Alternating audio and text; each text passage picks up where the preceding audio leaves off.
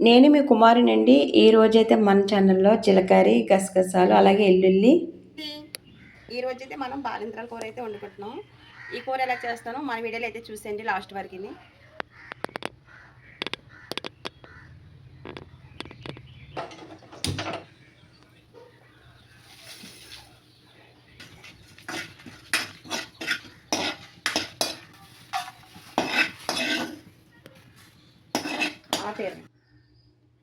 జీలకర్రీ, గసగసాలు అలాగే 2 ఎండుమిర్చి అండి. మనం ఆయిల్ లేకుండా దోరగా అయితే ఏపేసుకున్నాం కదండీ! ఇప్పుడైతే శనగకాయల రాయి మీద అయితే నూరేసుకుందాం.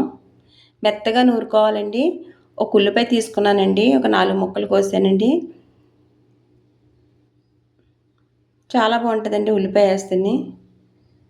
ఆయిల్ అయితే ఎక్కువ వేసుకోవాలండి. నేనైతే గాను నూనె తీసుకున్నాను. ఎల్లుల్లి కూడా ఎక్కువ వేసుకోవాలి. కరివేపాకు వేసుకున్నాం. ముందుగా మనం గసగసాలు, జీలకర్రీ, ఎండుమిర్చి అండి నూరుకున్నాం కదండి. ఇప్పుడు ఆ పేస్ట్ అయితే వేసుకున్నాం. పసుపు, సాల్ట్ కూడా వేసుకున్నాం. గోరుపులిపి అయితే కొంచెం వేసుకోవాలండి, ఎక్కువ వేసుకోకూడదు.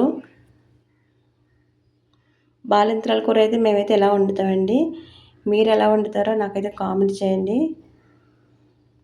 నేనైతే కూర అయితే ఎలా ఉందో టేస్ట్ అయితే చేసి చెప్తానండి.